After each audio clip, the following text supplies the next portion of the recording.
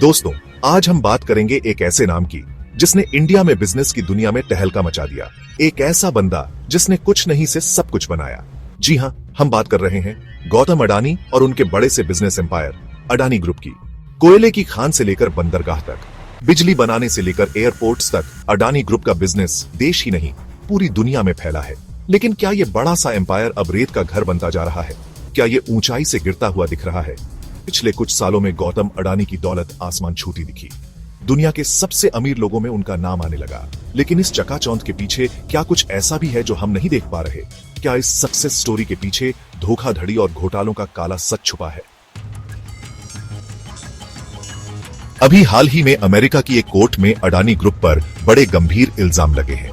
मामला यह है कि अडानी ग्रीन एनर्जी लिमिटेड ने सोलर एनर्जी प्रोजेक्ट्स के कॉन्ट्रैक्ट्स हासिल करने और पैसे लेने के लिए इंडियन ऑफिसर्स को $265 मिलियन यानी करीब 2187 करोड़ रुपए की रिश्वत दी। ये रकम तो बहुत बड़ी है यार। और इतना ही नहीं, ये भी इल्जाम है कि अडानी ग्रुप ने अमेरिकन इन्वेस्टर्स को बेवकूफ बनाया और अपने खिलाफ एंटी करप्शन रूल्स के बारे में झूठ बोला। अमेरिका के प्रतिभूति और विनिमय आयोग SEC ने भी अडानी ग्रुप पर केस कर दिया है। कहानी यह है कि अडानी ग्रुप ने 2021 में बॉन्ड जारी करके $175 मिलियन से ज्यादा पैसे इकट्ठे किए थे। लेकिन उस टाइम उन्होंने अमेरिकन इन्वेस्टर्स को करप्शन के बारे में कुछ नहीं बताया। ये अमेरिकन लॉ के खिलाफ है और इसका बहुत बुरा अंजाम हो सकता है।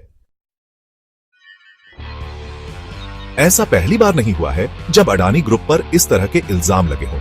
2024 की शुरुआत में ही American short seller company Hindenburg Research ने अडानी ग्रुप पर स्टॉक में गड़बड़ी और अकाउंट्स में धोखाधड़ी का इल्जाम लगाया था।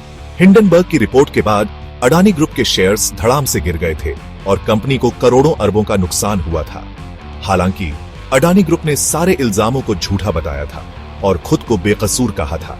लेकिन इन नए इल्जामों ने अडानी ग्रुप की मुसीबतें और बढ़ा दी हैं।